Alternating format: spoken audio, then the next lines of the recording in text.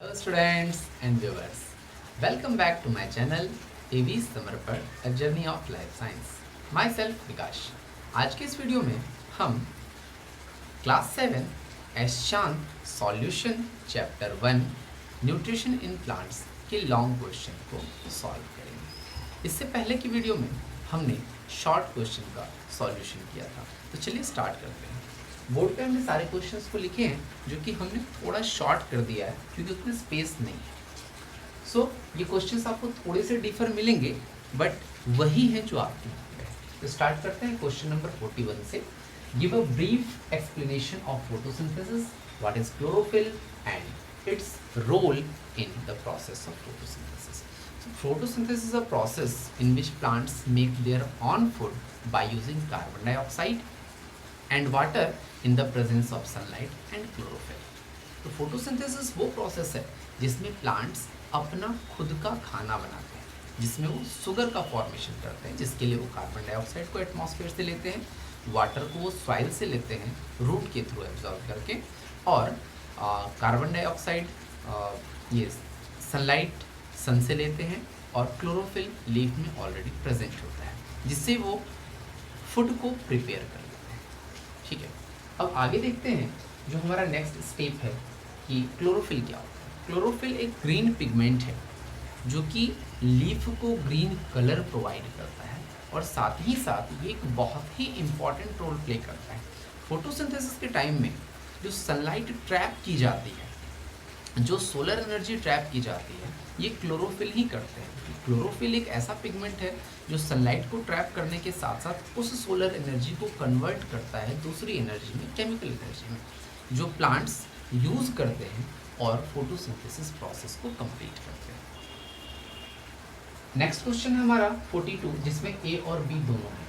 तो 42 में ए है, how do plants get carbon dioxide for making food.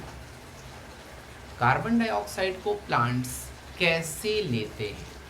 Carbon dioxide atmosphere में present है जिसका अमाउंट 0.038%, और प्लांट्स इसको एटमॉस्फेयर से रिसीव करते हैं या एब्जॉर्ब करते हैं. कैसे करते हैं कि लीफ में एक स्ट्रक्चर होता है जिसको हम स्टोमाटा कहते हैं. ये स्टोमाटा गार्ड सेल से घिरा हुआ स्ट्रक्चर होता है. Guard cell bean shaped structure है.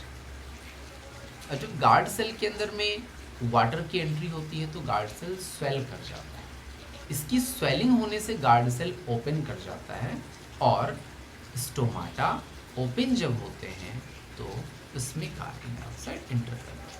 यानी बहुत ही सिंपल वे में हम कह सकते हैं कि stomata is the structure which is present in leaf, opens and give the passage for the entrance of carbon dioxide. इस तरीके से कार्बन डाइऑक्साइड को प्लांट फोटोसिंथेसिस प्रोसेस के लिए एब्जॉर्ब करते हैं. आगे के प्रोसेस को देखते हैं. Explain how water and minerals are transported to the leaves. जो सेकंड हमारा क्वेश्चन बी नंबर, कि वाटर और मिनरल्स को प्लांट्स किस तरीके से ट्रांसपोर्ट करते हैं. वाटर विद मिनरल्स ये सॉइल में प्रेजेंट है. सॉइल के जो पार्टिकल्स होते हैं उनके बीच में गैपिंग होती है. उस गैपिंग में ये वाटर प्रेजेंट होते हैं जिसमें मिनरल्स मिक्स होते हैं. वहाँ पे प्लांट्स की रूट होती है. रूट में भी छोटे छोटे रूट हेयर होते हैं जो कि उस वाटर को एब्जॉर्ब करते हैं. वाटर के साथ साथ मिनरल भी एब्जॉर्ब होता है और फिर वो ऊपर की तरफ जाता है प्लांट्स के पूरे पार्ट में, स्पेशली लीव्स, क्योंकि वहाँ फोटोसिंथेसिस हो रहा है. ये ट्रांसपोर्टेशन एक स्पेशल टिश्यू की हेल्प से होता है जिसको हम कहते हैं जाइलम. ये जाइलम ही है जो कि वाटर और मिनरल को ट्रांसपोर्ट करने का काम करता है रूट से लेकर के प्लांट्स के डिफरेंट पार्ट तक. चलिए नेक्स्ट क्वेश्चन को हम लोग देखते हैं. Question number 43, how nutrients are replenished in the soil. इसका सेकेंड पार्ट भी है. फर्स्ट पार्ट को हम लोग देख लेते हैं कि न्यूट्रिएंट्स कैसे रिप्लेनिश होते हैं सॉइल में. तो रिप्लेनिशमेंट की रिक्वायरमेंट क्या है. अगर हम एक ही तरह की प्लांट या बराबर कंटिन्यू सॉइल में हम प्लांट्स लगाते रहते हैं, क्रॉप लगाते रहते हैं, क्योंकि अगर हम नहीं लगाएंगे तो प्रोडक्शन नहीं होगा और फिर वो हमारी बेसिक नीड है. तो जब हम क्रॉप को कंटिन्यू लगाते हैं ना, तो होता क्या है कि उस सॉइल से प्लांट्स रिसीव करते हैं डिफरेंट न्यूट्रिएंट्स को। जब ये डिफरेंट न्यूट्रिएंट्स को रिसीव करते हैं तो सॉइल में न्यूट्रिएंट्स की कमी हो जाती है। इस कमी को पूरा करना ही रिप्लेनिशमेंट होता है। इस रिप्लेनिशमेंट के लिए दो तरीके होते हैं, एक आर्टिफिशियल तरीका होता है और एक आपका नेचुरल प्रोसेस होता है। दोनों प्रोसेस को समझते हैं। आर्टिफिशियल प्रोसेस में हम क्या करते हैं, या फार्मर्स मैन्यूर और फर्टिलाइजर को यूज़ करते हैं।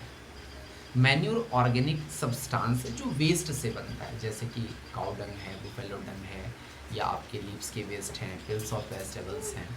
इन सब को अगर हम कहीं दे देते हैं तो उनकी हेल्प से ये कन्वर्ट हो जाते हैं, बैक्टीरियाज वगैरह जो सॉइल में प्रेजेंट हैं उनसे ये कन्वर्ट कर जाते हैं और मैन्यूर का फॉर्मेशन कर लेते हैं। इस मैन्यूर को जब सॉइल में दिया जाता है तो उनमें काफ़ी सारे न्यूट्रिएंट्स होते हैं जो सॉइल के न्यूट्रिएंट्स की कमी को पूरा करते हैं, जिनको हम रिप्लेनिशमेंट कहते हैं। दूसरा काम फार्मर्स करते हैं फर्टिलाइजर्स को ऐड करके, जो कि आपका केमिकल है।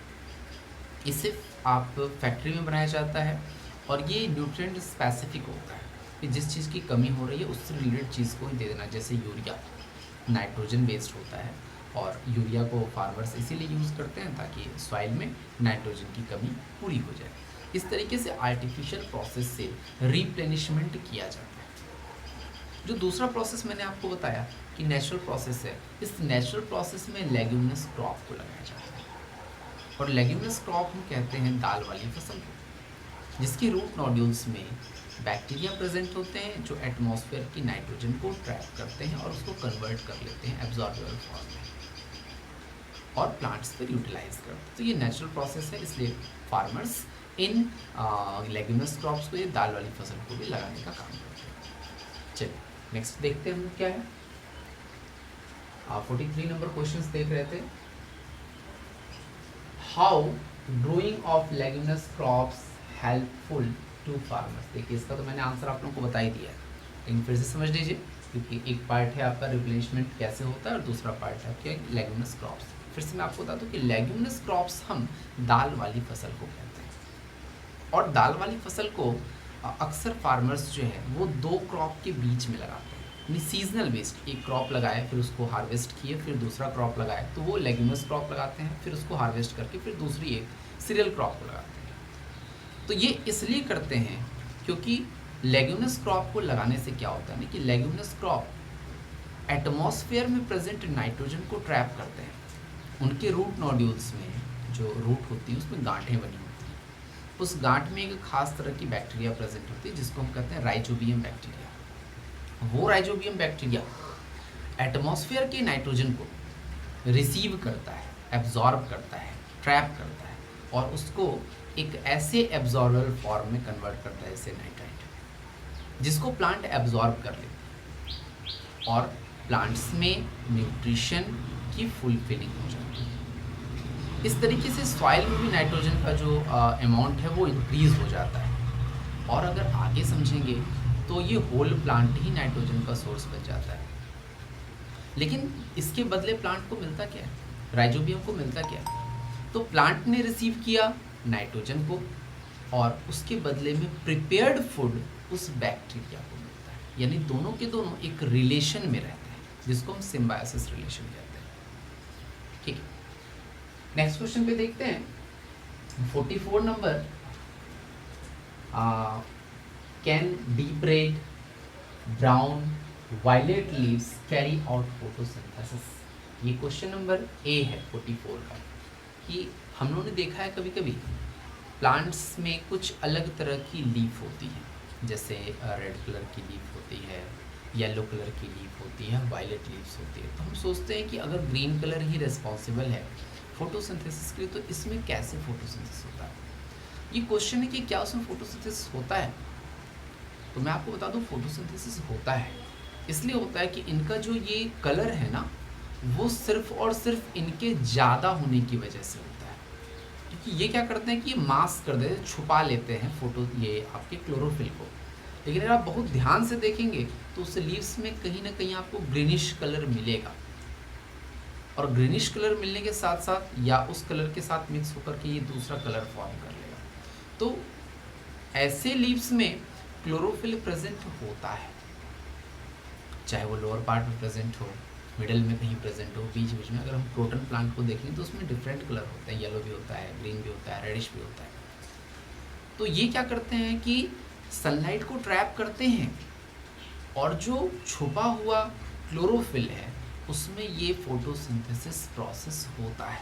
तो फिर आप सोचेंगे कि क्या ये फुलफिल कर देता है सारे रिक्वायरमेंट्स को? ऑफ कोर्स कर देता है, क्योंकि ऐसे प्लांट्स में जो स्टेम का पार्ट होता है या जो ब्रांचेस होते हैं या आपके लीफ के नीचे के पार्ट होते हैं, पेडिसल्स होते हैं, यहाँ पे ये ग्रीनिश होते हैं और इसमें क्लोरोफिल प्रेजेंट होता है। ये भी फोटोसिंथेसिस का काम करते हैं। तो इस तरीके से इसमें फोटोसिंथेसिस का काम होता है। इस क्वेश्चन में आपके दिया हुआ है कि give reasons for your answer. तो आगे देखते हैं क्वेश्चन नंबर बी 44B को देखते हैं। Importance of photosynthesis for the life on earth. Photosynthesis का इम्पोर्टेंस क्या है? धरती पे जो लाइफ एग्जिस्ट कर रही है उसमें फोटोसिंथेसिस का रोल क्या है? फोटोसिंथेसिस एक बहुत इंपॉर्टेंट रोल प्ले करता है।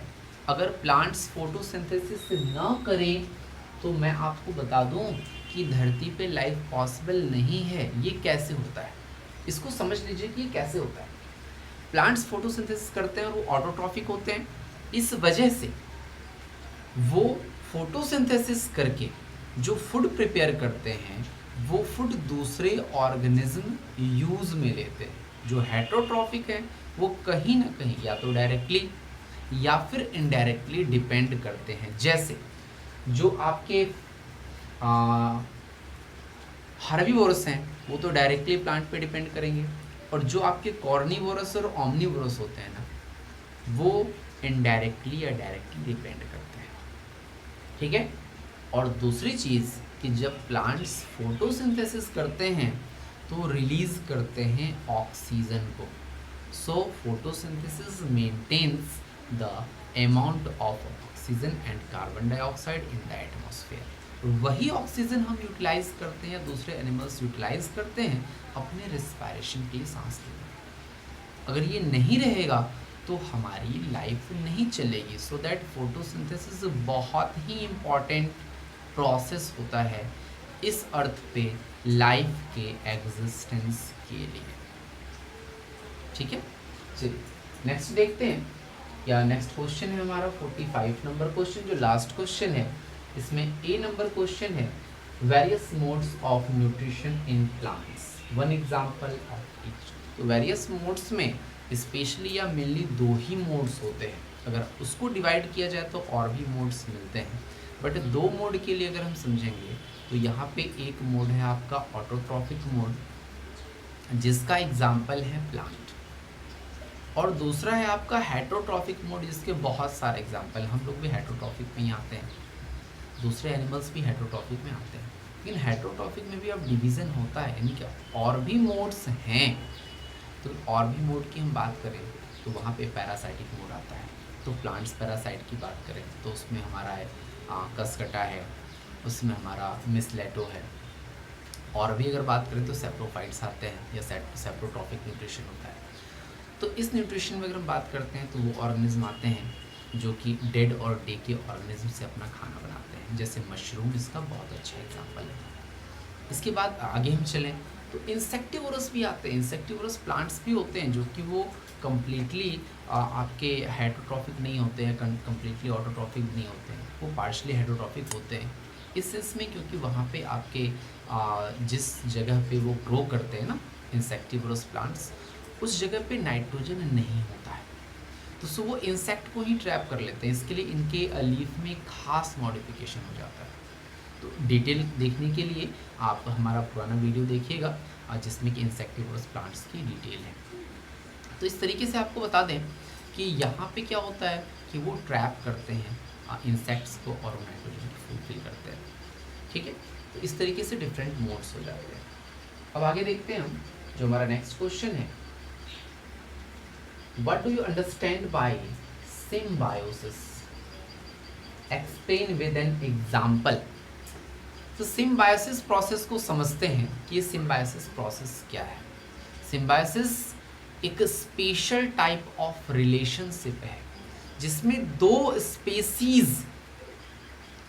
अलग अलग स्पीसीज एक साथ मिल कर के रहते हैं और वो म्यूचुअली बेनिफिटेड होते हैं। म्यूचुअली बेनिफिटेड का मतलब मैं आपको बता दूं कि दोनों एक दूसरे से बेनिफिट लेते हैं और दोनों एक दूसरे के बिना रह भी नहीं सकते हैं। एक एग्जांपल की अगर बात की जाए तो मैं आपको यहाँ पे एक एग्जांपल, क्योंकि इससे पहले के क्वेश्चंस में हम लोगों ने राइजोबियम और लेग्यूमिनस प्लांट्स का एग्जांपल लिया हुआ है, तो मैं आपको यहाँ पे जो एग्जांपल बताऊंगा वो एग्जांपल आपको बताऊंगा लाइकेन का। ठीक है, एक एग्जांपल लाइकेन का बेस्ट एग्जांपल होगा, उसको समझिएगा। लाइकेन एक कॉम्बिनेशन है जो सिम्बायोसिस रिलेशनशिप को रिप्रेजेंट करता है। इस सिम्बायोसिस रिलेशनशिप में लाइकेन हम उस ग्रुप को कहते हैं जिसमें एल्गी और फंगस दोनों साथ में मिलकर रहते हैं। एल्गा ग्रीन है जिसकी वजह से वो फोटोसिंथेसिस कर लेता है, बट जो फंगस है वो आपका नॉन ग्रीन है और फोटोसिंथेसिस प्रोसेस को कर पाने में अनेबल होता है। तो होता क्या है, इनके बीच का रिलेशनशिप समझ लीजिए कि जो फंगस हैं वो आपके फोटोसिंथेसिस के लिए रिक्वायर्ड मटेरियल्स को स्टोर करके एल्गा को देने का काम करते हैं और इसके बदले में एल्गा फोटोसिंथेसिस करके जो फूड प्रिपेयर करता है वो फंगस के साथ शेयर करता है। तो दोनों की रिक्वायरमेंट यहाँ पे पूरी हो जाती है, फूड भी प्रिपेयर हो गया और फंगस को अपने काम के बदले खाना भी मिल गया, और इस रिलेशनशिप को हम कहते हैं सिम्बायोसिस रिलेशनशिप। एक बहुत ही ग्रेट टाइप ऑफ रिलेशनशिप है जिसमें लाइकेन को देख करके कोई कह नहीं सकता है, समझ नहीं सकता है कि इनमें दो अलग अलग स्पेसीज मिली हुई हैं, इसलिए इनके कॉम्बिनेशन को हम लाइकेन कहते हैं। चलिए, क्वेश्चन यहाँ पे आपका एंड हो गया है और आशा करता हूँ कि इस वीडियो से आपने ज़रूर कुछ सीखा होगा। वीडियो अगर आपको सीखने के लिए मिला है तो एक लाइक ज़रूर बनता है। चैनल पे अगर आप नए हैं तो प्लीज़ सब्सक्राइब करना ना भूलें, सो दैट कि आपको आगे के चैप्टर्स और आगे के टॉपिक्स भी मिलते रहें। वीडियो को देखने के लिए बहुत बहुत धन्यवाद। नेक्स्ट वीडियो में मिलते हैं। Thank you.